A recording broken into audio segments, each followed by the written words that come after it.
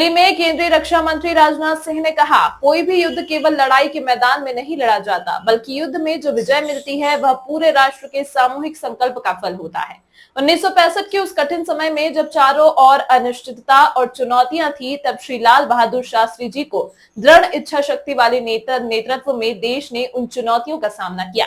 शास्त्री जी ने उस दौर में न केवल निर्णायक राजनीतिक नेतृत्व दिया, बल्कि पूरे देश के मनोबल को ऊंचाई तक पहुंचाया। उन्होंने एक ऐसा नारा दिया जो आज भी हमारे हृदय में गूंजता है, जय जवान जय किसान।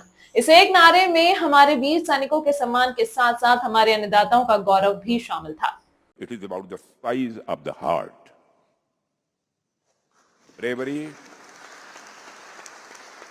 Bravery is not about the size of the weapon, but it is about the size of the heart. वह पल हर भारतीय के सीने को गर्व से चौड़ा कर देता है। मेरे सम्मानित वेटरन्स, उनकी वीरता हमें सिखाती है कि कठिन से कठिन परिस्थितियों में साहस, संयम और देशभक्ति का संगम असंभव को भी संभव बना देता है। जब हम आप सभी सैनिकों के अदम्य शौर्य और बलिदान की यहाँ पर खड़े होकर चर्चा कर रहे हैं, तो हमें उस दौर की एक पॉलिटिकल विल और नेतृत्व को भी मैं भूलना नहीं चाहता। कोई भी युद्ध केवल बैटल फील्ड में ही नहीं लड़ा जाता, बल्कि युद्ध में जो विजय मिलती है वह पूरे राष्ट्र एक सामूहिक संकल्प का वह परिणाम होती है।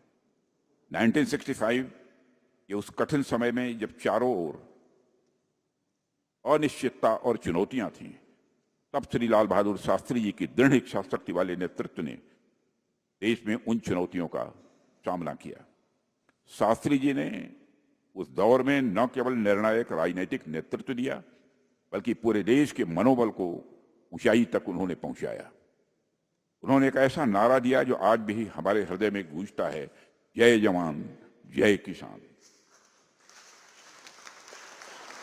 और इस एक नारे में हमारे वीर सैनिकों के सम्मान के साथ साथ हमारे अन्नदाताओं का गौरव भी इसमें शामिल था।